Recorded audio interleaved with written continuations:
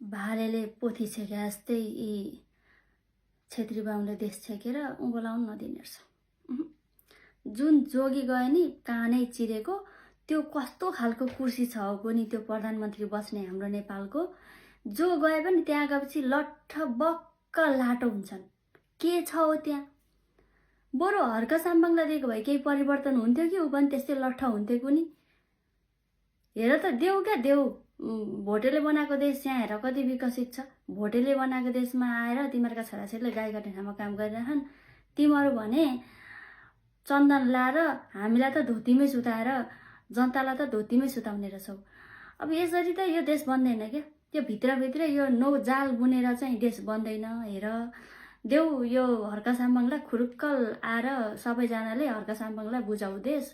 हर्क साम्बाङले बनाउँछन् देश, बिस्तारै बनाउँछन्, उसले मजाले बनाउँछन्। जापान कोरिया हुन्छ नेपाल पनि। यो गर्दैनन्। यो छेत्री बाहुनको हातमा त नि यो षड्यन्त्र रच्न मात्रै जाने के, अरू केही जानेनन्। त्यहाँ गएपछि त अस्ति बाहिर बस्दा 5 दिनमा हुन्छ। रवि लामिछानेलाई अन्याय भएको हो भनेर बोल्ने मान्छे आज त अन्याय न्यायको त कुरै छैन। बक्कै लाटै ऊ हत्यारालाई कारबाही गर भन्ने मान्छेलाई हत्यारा लगिसकेछन्। उता हत्याराहरू पुरै म डराउने मान्छे हुँ, म यस्तो मान्छे हुँ, कुन मुखले बोल्या हुन् कुनी।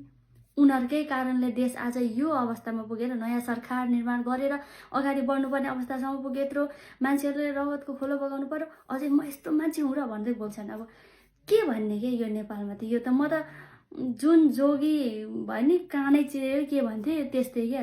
त्यो कस्तो कुर्सी रहेछ क्या त्यो, यो हाम्रो मन्त्री बस्ने कुर्सी के को छ? एकचोटि गएर हेर्न मन लाग्यो। अचम्म लाग्छ क्या मलाई। हाँस्ने कि रुने कि होइन, यसो कामबाट थाकेर आएर यसो फोन हेरौँ क्या, यस्तो भयो रे यस्तो भयो रे, थुक्क मेरो देश भनेर 10 चोटि थुक्न मन लाग्छ यार। यो जातीय विभेद यहाँबाट हुन्छ जस्तो लाग्छ कि यिनीहरूले घुमाइफेरि जेन्जी कहाँका जेन्जी परे क्या। यस्तो गर्छु भनेर आएको मान्छेलाई फालेका थियौ नि, परिणाम देख्दैछौ तिमीहरू, अझै देख्छौ परिणाम। यो षड्यन्त्र यहाँ त षड्यन्त्रै छ कि, यहाँ त ठुलो षड्यन्त्र छ।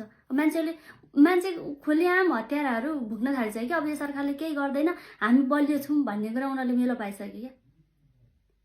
कारबाही नै गरिँदैन भने त अनि यो आन्दोलन के को लागि थियो त? यत्रो त्यो सरकार के को लागि बनाइएको थियो त? आखिर जुन गए पनि त्यही त रहेछ। थुक्क मेरो देश।